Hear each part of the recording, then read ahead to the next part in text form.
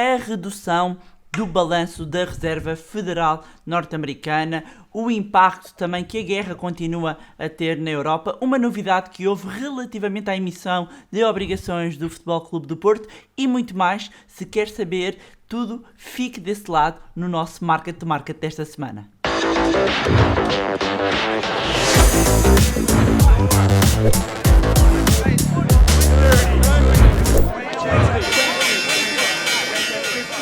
Olá, seja bem-vindo, seja bem-vinda ao Market to Market, o programa semanal onde fazemos a análise económica e financeira e olhamos também para os mercados. E como sempre tenho comigo Pedro Lino. Olá Pedro Lino, hoje aqui num ambiente diferente, não é verdade? Olá, Bárbara, é verdade. Hoje, a partir do Algarve, hoje cobrimos de norte a sul, a partir de Isso Portimão. mesmo.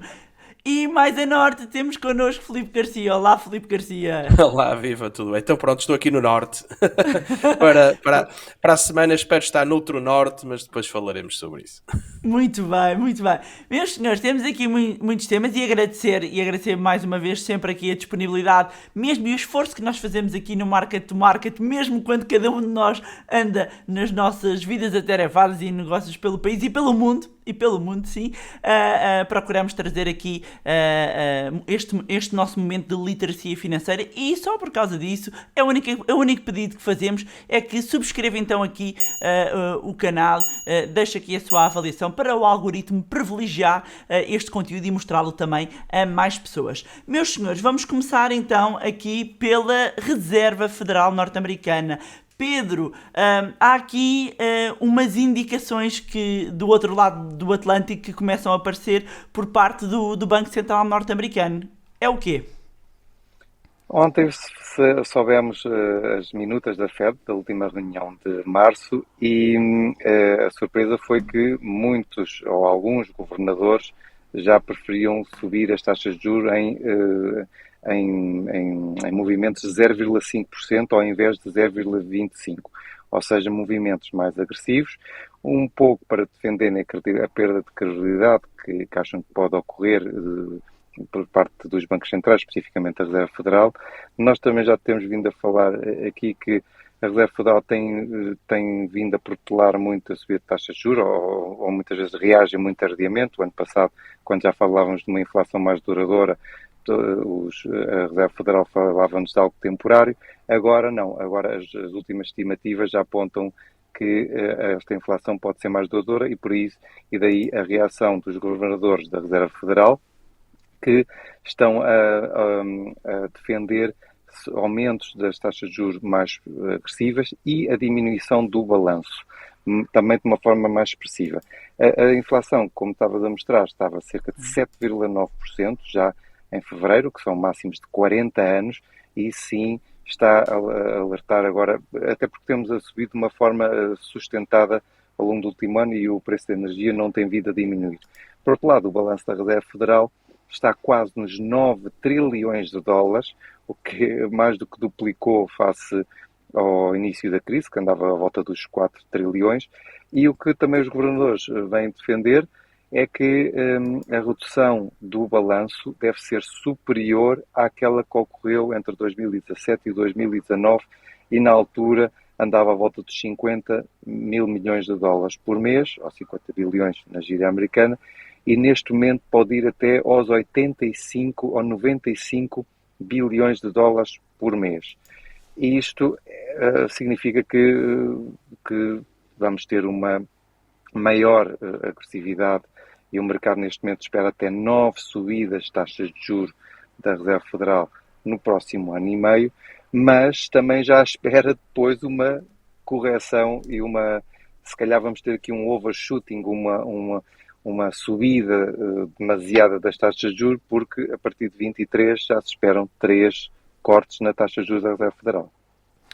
Filipe, e relativamente a esta posição que temos vindo a comentar, no fundo, da Reserva Federal norte-americana, como é que tu olhas para estas informações que saíram, nomeadamente no que diz respeito às minutas?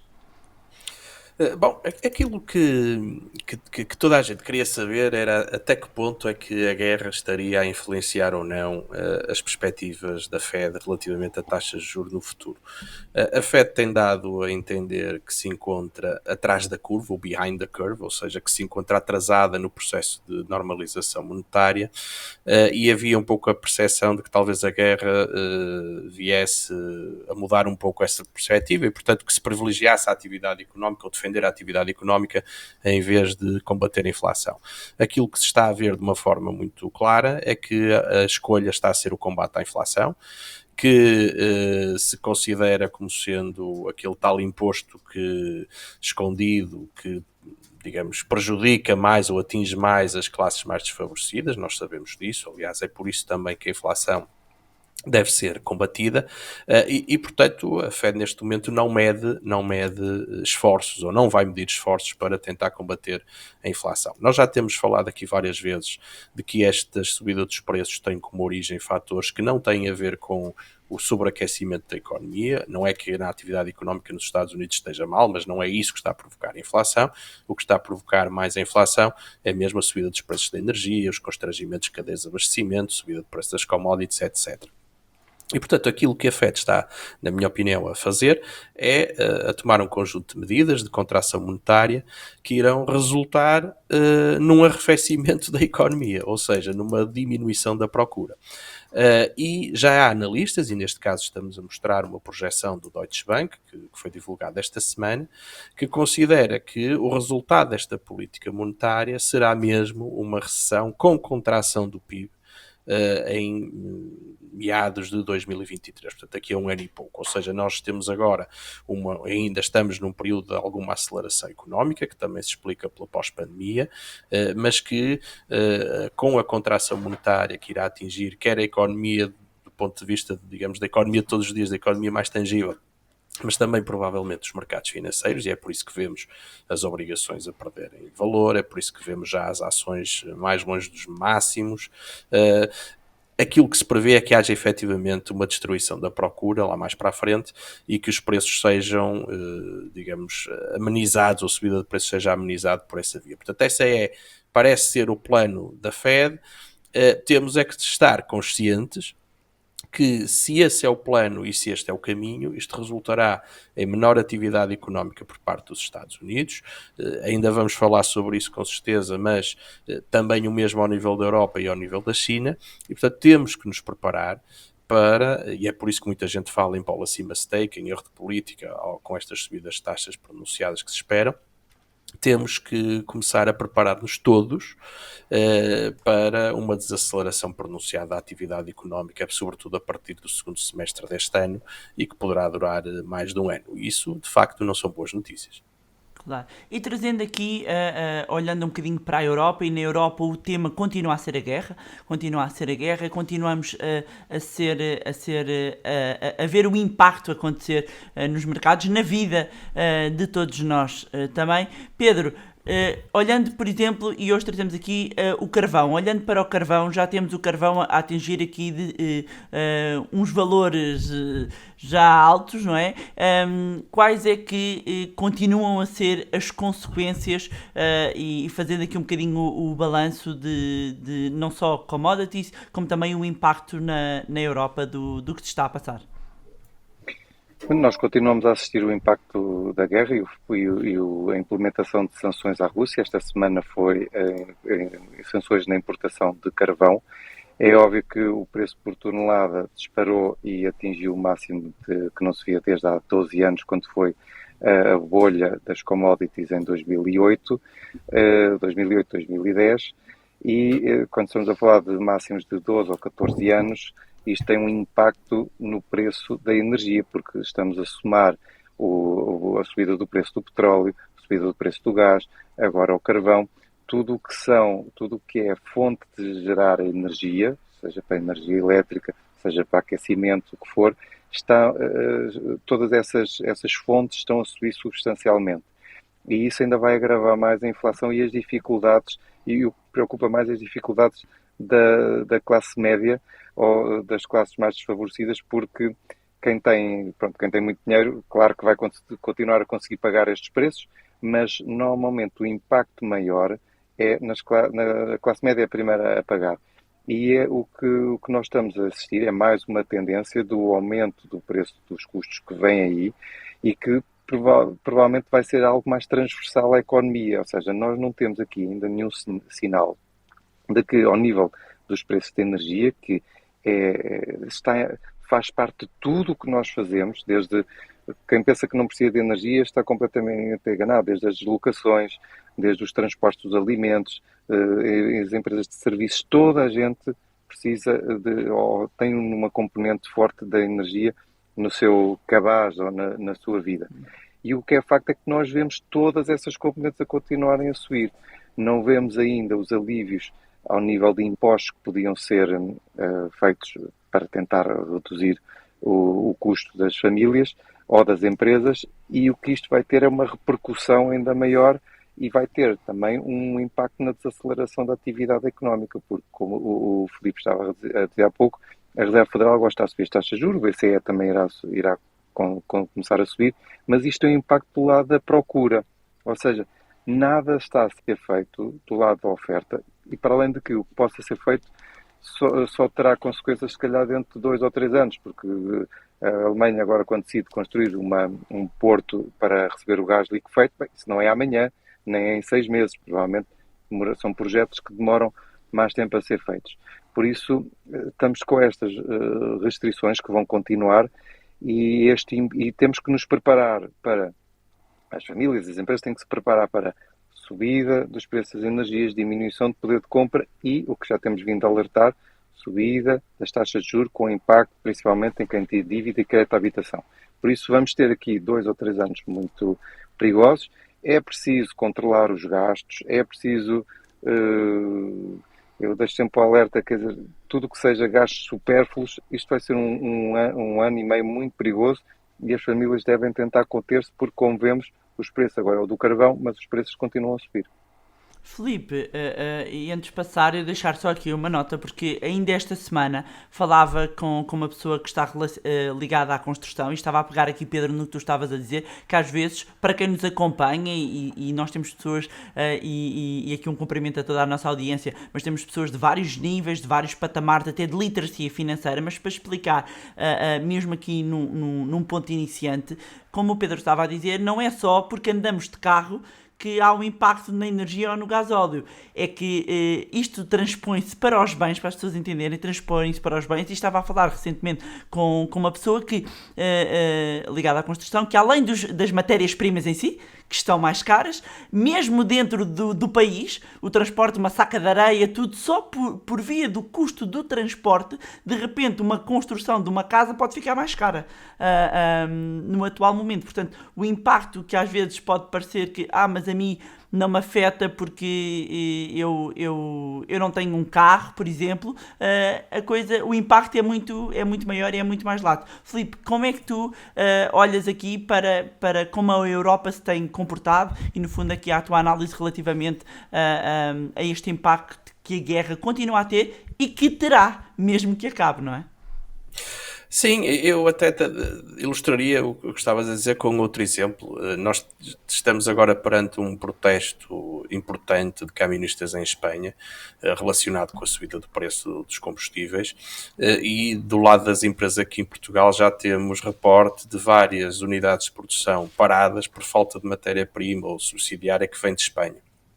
Já temos também em Portugal relato de outras empresas paradas que são altamente consumidoras de energia, nomeadamente ao nível mais de siderurgia e também, sobretudo, ao nível da cerâmica, onde os preços são tão altos, nomeadamente os de gás natural, que há a percepção por parte das empresas de que, se produzirem com base nesses custos de energia, o preço final não vai ser aceito pelo mercado e, portanto, mais vale não produzir, e isto, portanto, já está a reduzir, não é no futuro, já está a reduzir hoje aquilo que é a produção. E, portanto, este é, de facto, um sintoma complicado.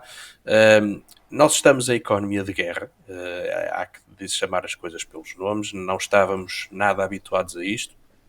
ainda há guerra, e esperemos que por lá fique e que termine, e ainda a guerra está muito longe, não é? Portanto, mas nós estamos, de facto, numa economia de guerra neste momento, penso que não há outra maneira de a chamar, e nós sabemos que numa economia de guerra ela é particularmente agressiva para toda a atividade económica, e portanto temos que perceber que estamos perante realmente um paradigma diferente. No caso da economia europeia, desde logo por questões de proximidade, temos aqui problemas, pela dependência energética da própria Europa temos aqui problemas, e eles estarão claramente aqui para ficar, eu não tenho grandes dúvidas relativamente a isso.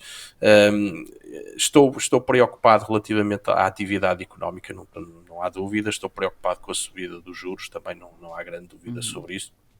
E acho que vai ser um conjunto de anos muito, muito complicados. E se nós continuarmos a analisar um pouco aquilo que é a dinâmica do conflito, percebemos que está muito longe de terminar, e que mesmo estes insucessos que a Rússia tem tido do ponto de vista militar podem depois desenvolver-se ou terem como consequências muitas coisas diferentes. A verdade é que nós estamos a ver votações no Conselho de Segurança das Nações Unidas para retirar a Rússia de uma série de órgãos. Há aqui uma certa ostracização da Rússia, e isto muda de facto o paradigma a nível mundial e altera totalmente os temas da globalização. Nós vamos falar da China, com certeza, a seguir, mas dá para perceber que aquela ordem mundial em que nós vivemos até, se calhar, a Covid, porque a Covid já nos traz uma alteração grande ao nível do paradigma daquilo que são os equilíbrios mundiais, enfim. Eu diria que até ao final de 2019 nós tivemos um mundo, e a partir de 2020 estamos com outro, e agora esta guerra acaba por acelerar esse processo. E olhamos agora para mais longe, para a Ásia, não é? Pedro, temos aqui dados na China de alerta e sinais de alerta, nomeadamente com números da Covid, que podem vir a levar a China a tomar determinadas medidas, não é verdade?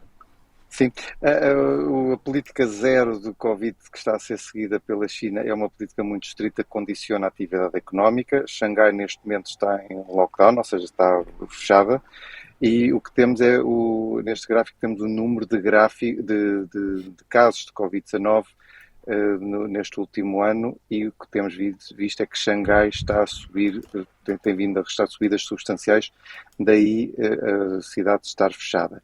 Ora, estamos a falar de quase 20% do PIB chinês, o que significa que tem um impacto substancial na atividade económica. O que nós vimos esta semana foram os indicadores da indústria e de serviços a contraírem de uma forma muito expressiva, e que, tal como não víamos desde a pandemia em 2020, em março de 2020. Ou seja, temos uma contração muito forte da economia chinesa, e não é só muito pontual. Isto já se está a lastrar para toda a economia, ou seja, não estamos só a falar já de Xangai.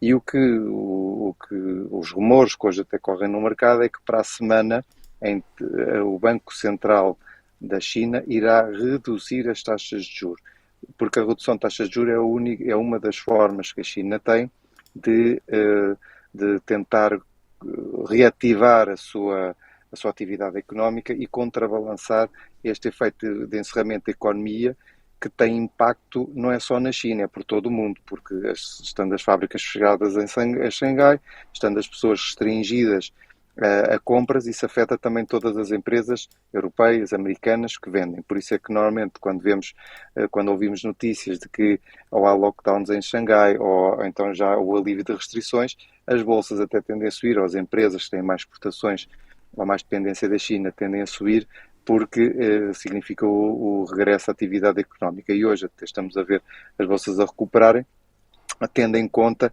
esta perspectiva de estímulo que deve ocorrer na próxima semana.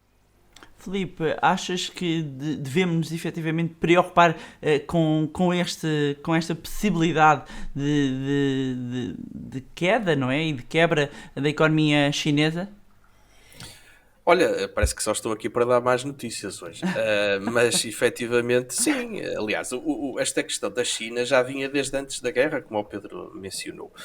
Recordam-se certamente estarmos a falar dos graves problemas no setor imobiliário, dos Evergrandes, da regulamentação que tinha sido colocada em outros setores, como por exemplo na tecnologia, no ensino, no jogo. E já na altura falávamos do risco que seria que essa recomendação, ou melhor, que essa regulamentação trouxesse ou induzisse uma crise económica mais complicada. E ela está aí. E depois temos como pano de fundo a guerra e a inflação e, por sua vez, a contração de políticas monetárias. Nós temos tido nos últimos anos, essencialmente, dois motores para a economia mundial. Um, o tradicional, a economia dos Estados Unidos, e o outro que tem sido a China. Aquilo que nós estamos a verificar é que as previsões para o crescimento do PIB para este ano e para os próximos têm sido sucessivamente revistas em baixa. E talvez ainda até sejam bastante otimistas, devo dizê-lo. E isto decorre essencialmente de para onde nós olharmos, nós só vemos desaceleração, desaceleração, desaceleração. E isso claramente que me preocupa. Depois há um outro fator que creio que pode ser bastante importante para a China e para a guerra, ou seja, estas coisas alimentam-se, que é esta guerra vem de facto num mau momento para a China, numa má altura. Porque a China é também, apesar de ter um território enorme, tem imensas commodities, mas é dependente energeticamente. E, portanto, a subida dos preços da energia, seja do carvão, seja do gás, seja do petróleo, também prejudica a atividade na China, prejudica a sua balança comercial, prejudica tudo, mas, sobretudo, coloca, na minha opinião, o país numa situação difícil relativamente à gestão do conflito. Quem segue, e eu tento fazê-lo, e até aconselho que todos façam, para ter uma visão do conflito de uma forma mais ampla, quem segue os mídias chineses, enfim, na versão inglesa, naturalmente, que estão disponíveis, consegue perceber que há como ponto de partida uma certa animosidade da China relativamente à NATO e aos Estados Unidos, o que se compreende, de certa maneira, mas neste momento é muito difícil para a China também defender a Rússia. Não é? E fica a sensação de quanto mais longo for este conflito, pior para a economia mundial, com certeza, mas também pior para a economia chinesa. E, portanto, creio que a China vai ter aqui um papel importante, ou vai tentar ter um papel importante na mediação deste conflito. É uma coisa que não se vê nas notícias, mas que já em outras fontes se diz que está a acontecer, porque há um ponto que me parece crítico. No modelo de governo da China, é absolutamente essencial para manter o apoio popular, é absolutamente essencial que as condições de vida melhorem, para já não dizer que não se deteriorem. Claro que me dirão, bom, mas não é uma democracia e, portanto, os graus de liberdade de um governo desse tipo são maiores. Sim, mas não é exatamente o mesmo estarmos a governar um país, ainda que com alguns momentos de autoritarismo, de uma forma, aliás, com um contexto de crescimento, em que apesar de tudo as pessoas podem dizer que estão a viver cada vez melhor, ou com um contexto recessivo onde a situação começa a complicar. E, portanto, creio que nós devemos olhar para... Tudo isto está interligado, nós olhamos para a história, sabemos perfeitamente que guerra, economia, tudo está interligado, mas eu creio que nós devemos olhar para este ano de 2022 como, de facto, um ano em que as coisas mudam de forma muito significativa e a China, efetivamente, com esta desaceleração que tem em curso, está profundamente desconfortável com o que está a acontecer. Muito bem, e esta semana tivemos também aqui, já agora regressando aqui a Portugal, uma nota relativamente e uma alteração relativamente à emissão de obrigações da SAD do Porto, que falámos a semana passada, e Filipe pedia-te para comentar só esse aumento da emissão e o que é que se traduziu nessa novidade e nessa notícia por parte da SAD do Futebol Clube do Porto. Sim, aqui trata-se mais de acompanhar um bocadinho aquilo que já tínhamos falado na semana passada. Portanto, o Porto tinha previsto uma colocação de 40 milhões de euros, em que uma parte eram trocas de obrigações e outras emissões novas.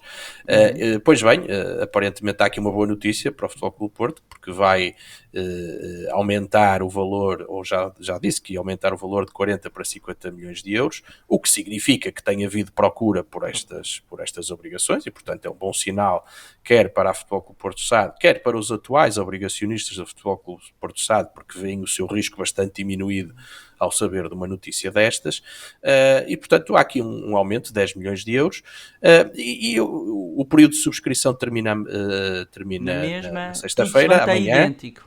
Exatamente, termina na sexta-feira, dia 8, às 15 horas. O montante de mini subscrição continuam a ser os 2.500 euros, que são 500 obrigações, com aquela ressalva que já dissemos na semana passada, que é o próprio emitente que avisa que para 2.500 euros a obrigação, ou melhor, esta operação até pode resultar num prejuízo, tendo em conta os comissionamentos associados. E, portanto, como referimos antes, é um tipo de instrumento que tem as suas características muito próprias do ponto de vista de rentabilidade e de risco, mas que exige montantes um bocadinho maiores para poder pagar o comissionamento associado a este tipo de operações, que não é esta operação, mas todas as operações deste tipo. Muito bem, e agora é tempo do nosso ativo em destaque.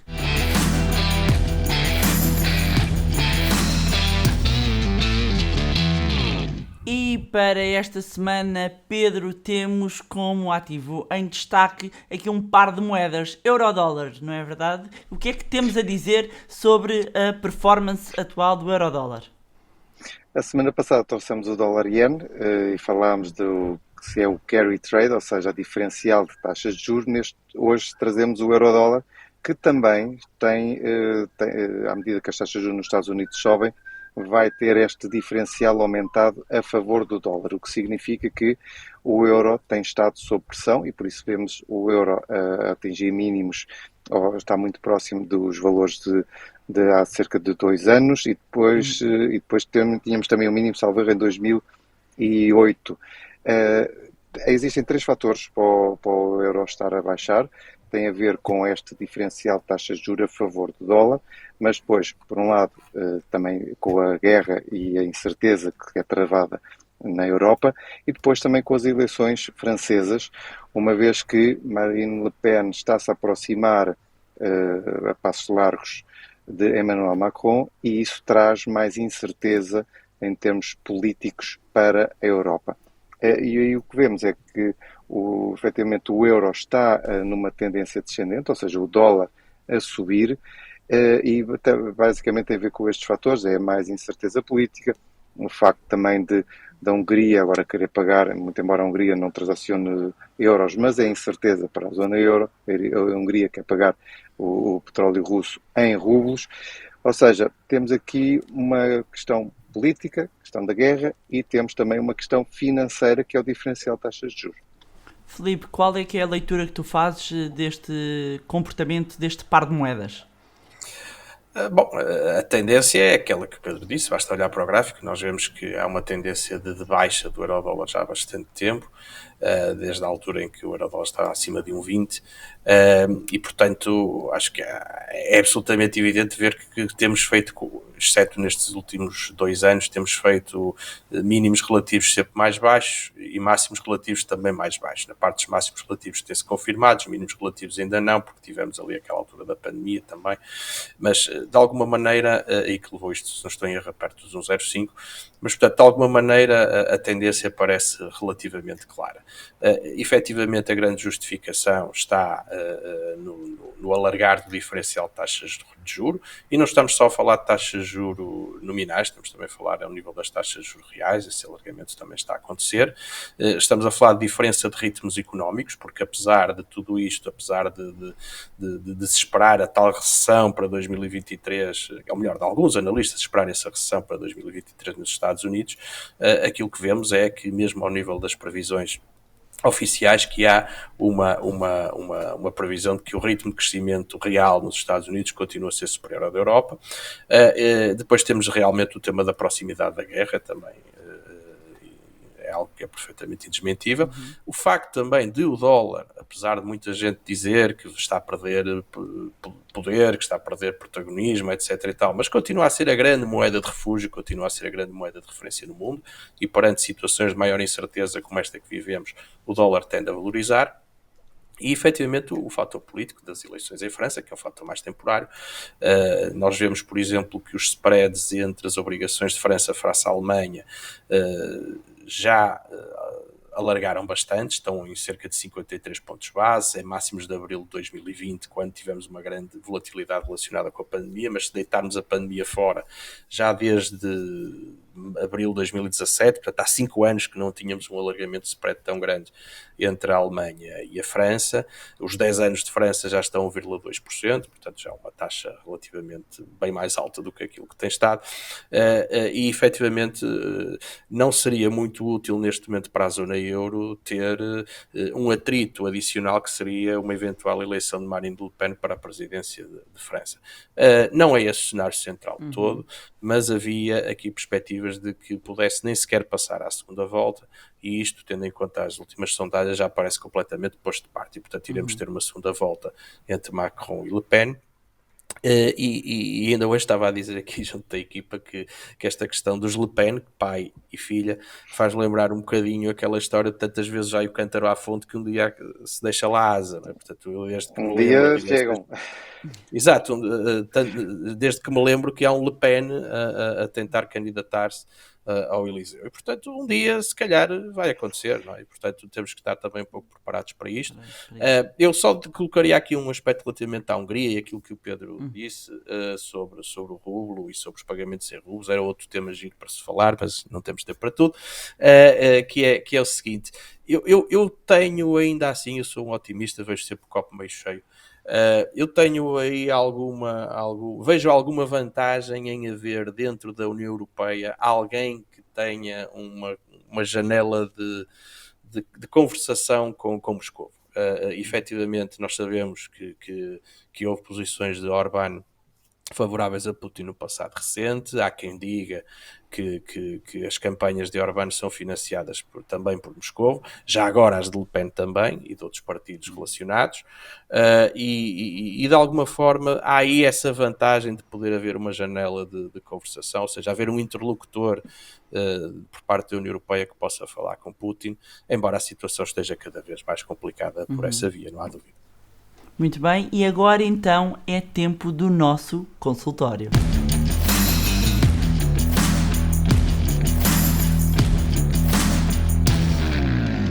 E para quem chega agora, nós temos esta rubrica onde respondemos às questões que nos são enviadas. Portanto, na descrição deste vídeo vai encontrar um link que diz consultório. Pode clicar e deixar-nos a sua questão que iremos respondê-la aqui. Vamos começar pela primeira questão que nos chegou esta semana. Olá, muito obrigado pelo excelente conteúdo. Nesta altura em que estamos já há alguns meses a falar de inflação e como combater, não deveríamos falar mais de investimento em tips? Acompanho vários canais de literacia financeira e nunca ouço falar muito delas, tirando no podcast da Bárbara.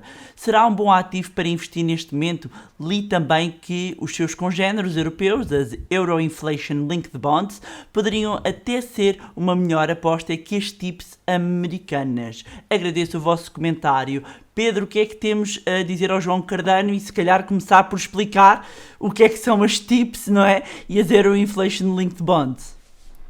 Sim, é uma pergunta interessante, realmente não temos falado muito disso, porque não é muito usual. Estes instrumentos financeiros estão presentes nas carteiras de investimento mais diversificadas e normalmente estão acessíveis a investidores para montantes mais elevados. São emissões de obrigações, neste caso TIPS podem ser fundos de investimento que têm emissões de obrigações que estão de alguma forma ligadas à evolução da inflação. Por exemplo, um cupão pode ter uma Euribor mais a inflação esperada do ano, ou uma LIBOR, que no caso dos Estados Unidos, mais a inflação do ano A ou do ano B. E por isso são títulos que, quando se perspectiva uma subida da inflação, são títulos ou são instrumentos, seja diretamente ou através de ETFs ou de outros instrumentos financeiros, que são procurados por investidores para, no fundo, cobrir o seu risco e para evitar a desvalorização do dinheiro. Agora, também referir ao João que nos últimos meses, isto porque os investidores também antecipam, e já se antecipava muito a subida das taxas de juros, da inflação, perdão, estes instrumentos financeiros já tiveram valorizações expressivas. Por exemplo, enquanto as obrigações do Tesouro, as obrigações do Tesouro americanas, as obrigações governamentais ou mesmo das empresas desvalorizaram nos últimos 6 meses e no caso das soberanas desvalorizam substancialmente, nós temos quedas superiores a 10%. No caso destas TIPS ou de tudo o que esteja ligado à inflação, à remuneração, ao cupão ou o juros esteja ligado à remuneração da inflação, subiram bastante nos últimos 6 meses. Ou seja, numa altura em que se começa a perspectivar que os bancos centrais vão combater a inflação de uma forma mais agressiva, que estamos a falar aqui já de desaceleração e que a perspectiva da inflação vai ser abrandar de uma forma ou de outra, nem que seja pela procura, provavelmente estes instrumentos financeiros já deram o melhor de si. Por isso, também deixar aqui o cuidado, é aquela história, comprar no rumor, vender na notícia. E a notícia agora é a inflação. Estamos a assistir à divulgação dos números 7, 8, 9%, não sabemos onde é que isto para, 9, quase 10% em Espanha, mas eu diria que grande parte já foi incorporado nestes instrumentos. Bárbara, se me permites só dar aqui uma nota adicional, porque tem a ver um bocadinho com, às vezes, com a maneira como muitas pessoas olham para as obrigações, porque olham com a ideia quase como se fosse um certificado do Tesouro, em que tem digamos, em que há um montante nominal de 100, vamos imaginar, e que depois há um juro que é pago em função de um determinado indexante, como por exemplo a inflação. O que acontece aqui é que, de facto, os TIPS também são assim. Os TIPS são, portanto, Treasury Inflation Protected Securities. Também são assim. Só que nós, quando vamos ao mercado, não os compramos a 100. E essa é que é a grande diferença face a um certificado. Porque nós, quando subscrevemos, por exemplo, um certificado de Tesouro, que paga, por exemplo, uma determinada taxa de juro, mais um prémio pela performance da economia, vamos pensar assim, nós, quando vamos subscrever, compramos ao par. Quando estamos a falar de uma TIP, ou vamos comprar na emissão e temos que ver, enfim, quais são as condições, e em rigor, vamos lá, se calhar nenhum de nós aqui tem acesso a estas emissões em primário, portanto, quando elas saem, ou então portanto, vamos ao mercado secundário. Nós vamos comprar ao mercado secundário e nessa altura elas já não estão ao par. E é isso que o Pedro estava a referir. Ou seja, elas continuam a pagar taxa de juros mais inflação, o que na prática significa pagar vamos chamar-lhe cupão bastante alto, tendo em conta os níveis atuais de inflação, só que nós não vamos comprá-las a 100. E, portanto, o rendimento implícito nessas TIPs acaba por ser bem mais baixo do que aquilo que nós estamos à espera. Muito importante esta nota e muito obrigada, Filipe, excelente explicação, Obrigado. Porque isso ajuda realmente muito as pessoas a entenderem esse ponto, que é quando nós vamos ao mercado e é por isso que o preço também é importante, o preço a que compramos é tão importante, porque isto depois, quando fazemos as contas, não é? A rentabilidade esperada, ela foi fixa, é uma rentabilidade esperada face ao par, face aos 100 euros. Vamos imaginar que é 100 euros, vamos tangibilizar, que é 100, não é como o Filipe estava a dizer, e eu tenho uma rentabilidade esperada de 1, 2, 3, não interessa, que é para não vos baralhar aqui, 1, 2, seja o que for. Mas se eu comprar a 100, e eu vou fazer as contas, dá uma determinada rentabilidade. Se eu comprar a 99, a rentabilidade já é outra. Se eu comprar a 98, é outra. Se eu comprar a 101, também já é outra. Ou a 102. Portanto, muito obrigada pela tua nota, Filipe.